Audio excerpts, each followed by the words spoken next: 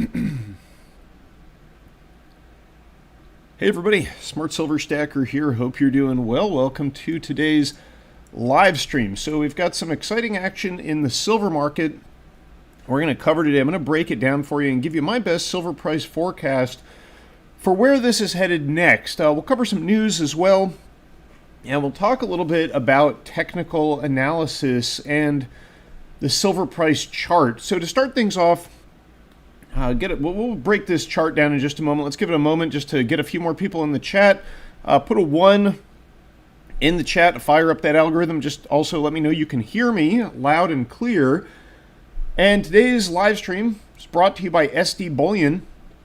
It's right by my gold and silver. And, you know, if you've been watching the channel for a while, you know that today is the kind of day that I like to stack because we've had a pullback in the silver price. So today is a day when you can get more silver for your money than you could yesterday. Right now, SD Bullion's got these half dollars on sale, 90% US silver half dollars, 1964 and earlier. One of my favorite forms of bullion to stack, so this is what I would be looking at. Not financial advice, just telling you my thoughts. Oh, today's Halloween too. Happy Halloween. Got these werewolf silver rounds for sale over at SD Bullion as well. I brought these up because I wanted to ask anybody, does anybody stack these things from the Intaglio Mint? They're pretty cool, but kind of an oddball size. 1.5 troy ounces, something I've kind of shied away from, but I don't know. Got the werewolf here. They've got a bunch of other cool patterns. Just something I thought I would mention due to the Halloween holiday. Some spooky action in silver today on this Halloween, seeing the price of silver correcting down by about 3%. Now, I'm not really sure where to start with this. Let's just talk about what's been going on with silver this year. It's been a huge run up. The price of silver is still more than 40% up, I think, over the last year, year over year. And we got this pullback today. So what is this? Is this the end of the bull run? Is it silver consolidating for the next run higher? Let's talk about that. I want to go back to about here, February of this year, when silver was down around 22 bucks and change. That's kind of when this whole rally started. Now, we're going to do some technical analysis today. And I know I do this in the videos probably more frequently than I had in the past. You know, over the past several months, I've done a bit more of this. And I've gotten a little pushback in the comments saying that it's akin to like reading runes or reading entrails or something like that. I mean, I have some funny comments. And if you're somebody who's left these comments, okay, I get it. Technical analysis can be a little spooky sometimes. But, you know, anything that gives you an edge over the market, I don't really care about how it works. Just the fact that it is fairly predictive, I think, means it's worth an examination. Now, let's talk about this. So one of the ways that silver advanced from this level in February, it was actually a classic Elliott wave impulse higher. Now, there are some rules for that. You can research it if you're interested, but the basic gist is you get 3 waves up and 2 corrective waves. I'm going to draw that on the chart for you. So you had the first wave up, then a wave down, second wave up, corrective wave down, and the 5th wave, which took us up to about right where we're at now, actually, interestingly enough. More on that in just a moment, around the 3250 level. Then we got another classic technical formation here. This is called an ABC correction that follows an Elliott wave impulse move higher, and that is charted out like this. 1 wave down, another reactive wave, the B wave. So you got the A wave down, the B wave up, then the C wave down to a final bottom, and then you kick off another Elliott wave impulse move higher. And this is just what has happened thus far, okay? So you got the first wave up, second wave down, third wave up, fourth wave down, and then boom, we took it just to about $35, just shy of that. Now, people say that sometimes when I mention Elliott wave impulse moves higher or Fibonacci retracements, again, that is like reading entrails. But the difference is that some of these technical indicators are actually predictive, not necessarily going to tell you exactly what will happen next, but they can give you an idea of what is more likely. And to illustrate this, I want to go back to this tweet from October 9th, where I had drawn out basically this exact same pattern that you're looking at, except look, back then silver was around $30.46. And I said price target $35 an ounce. what did we get? We got to run up right to what, $34.84. So, pretty close, pretty spot on if you ask me. Then, this 3250 level, I mentioned that. I'm going to draw some circles here, I think, just to illustrate this. You can see that in this run up, we touched this 3 times, this level, and it was resistance. And you might even say that this is sort of like a range of resistance. We almost touched it 4 times. And every time the silver price reacted back and it fell from this level. Well, then what happened was on October 18th, a Friday, silver just blew right through this level, right? Just took out that resistance level like a hot knife through butter. I think it was up 6% that day.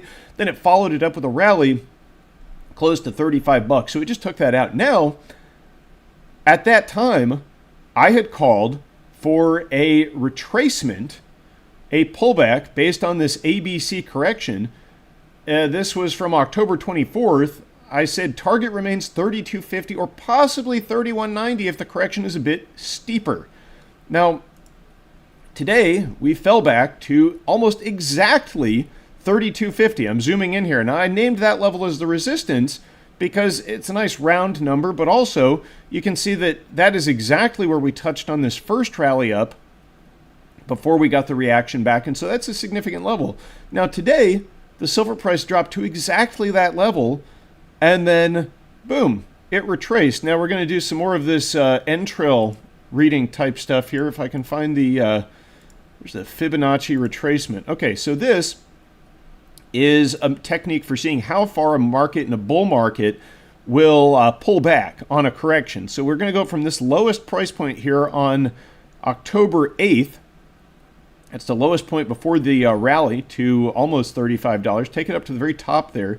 Now, you'll notice that 3250 is right in line with the 50% retracement, which is a significant level. Now, the big retracement level that you want to look for, though, is not the 50%. It is this one. I think this is a 61.8% retracement, and that is based on the golden mean. And again, I don't intend to explain how this stuff works, just that psychology and humans and a lot of other things kind of coincide with this number, the golden mean, and this is the big number for a retracement. Now, what does that mean? Well, here's my forecast for how things are going to play out. Okay, we're drawing the ABC correction right here. So right now we're in the A wave. Now I expect from this level 3250, we're going to get a bit of a rally, maybe back up to 33 and change. Then we may fall to this level here, around 3190. As I mentioned in, this tweet here, 3190 would be the absolute bottom. So I think this is probably the most likely scenario. I'm not saying this is exactly how it's going to go. If I had any conviction that it was exactly how it would go, I could trade short-term options with a ton of leverage and, become rich and retire in no time at all. But this is just how I see things going right now. So I think we're going to rally. I think we might then get another correction down. And the reason I mention this is not necessarily because anybody should be out there trading in the short term, but it's because I don't want stackers, especially new stackers. I know, silver's big rise likely has contributed to new people getting interested in this market, and more are going to become more and more interested as the dollar continues to be debased, as gold continues to break out to new record highs, as silver resumes its move higher. A lot of stackers are going to get very interested in this, and I don't want them to be disheartened when they see a correction in this bull market and maybe make a silly mistake like buying a bunch of silver and then maybe liquidating it for a loss or something like that. And, if this helps one stacker out there, I think it's worthwhile. It's also just interesting to speculate about. And again, this is just, I think, the most likely way things will play out. Who knows for sure, but I do think that we're near a bottom here, and maybe this correction won't recur. Maybe we'll just bounce off of 3250. I mean, we're already bouncing off of it pretty nicely. We're back up to 3275 at the time we're doing this live stream, so we've already bounced nicely off that bottom. And I do view this as a good entry point because eventually, once this correction is done, what you're going to see is something like this. So a decline maybe to here, and then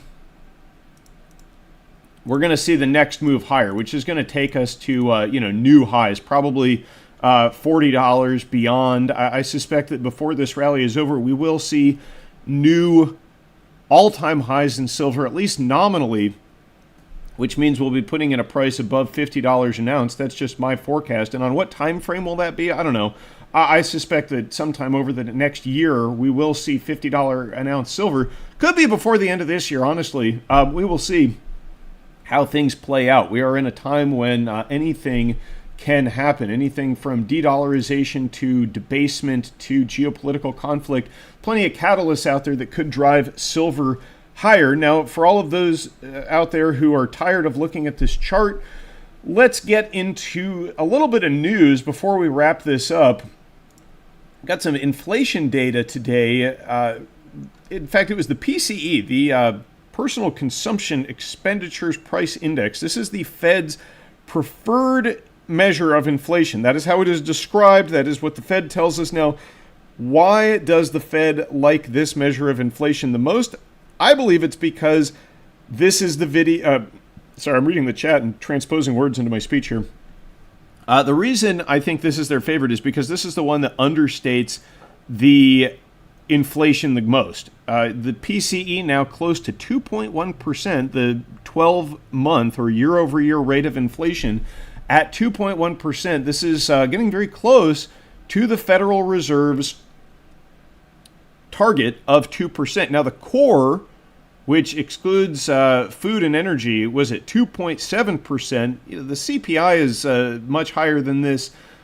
Again, this is just a measure that is manipulated to understate inflation. I think does anybody out there believe that inflation is at 2.1%? Put a 2 in the chat if you think that's BS. I say that because I think I'll get more responses. Probably people watching this channel understand that this is just a manipulated number, but this is still important that this number is coming in this way. Now, get back to that in a moment. We got a super chat here. It says, does this mean buying silver is gone for good? No, it does not mean that. I actually just bought, I missed the pullback. Unfortunately, I pulled the trigger a little early, but I just picked up one of these rolls. SD Bullion had a promotion where they had a Silver Eagle at spot that they launched yesterday. I think it's still going on. You can get one Silver Eagle at spot. So I bought a roll of these and Silver Eagle. I paid like $10 more yesterday than I did today. Am I crying over that? No, I don't really care. I'll be glad to have some more physical metal in my possession because I am aware that the price ultimately is going to be going a lot higher than this. But here's why this is important. This the PCE number honing in on the Fed's 2% target is because it gives them cover to print money, right? They can come out, they can ease more, they can print more money, and they can say, look, the PCE index is at 2.1%. It's remarkable, folks, but that's the name of the game the whole time. You understate the inflation with the official statistics, and that gives you the political cover to print more money and debase the currency even more, which ultimately is what they're going to do. Here's the CME FedWatch tool, widely anticipated that shortly at the 7th November Fed meeting, they will be cutting again by 25 basis points this time. They have to cut.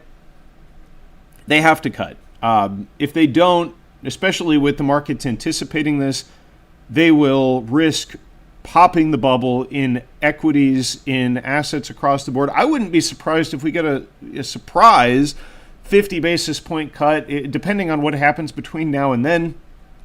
By and large, though, the Fed is in the business of delivering what investors expect. So 25 basis points probably is what we'll get, but they need to print a lot of money. Here's why. The U.S. national debt, now at $35.8 trillion, we're definitely going to hit 36 by the end of the year.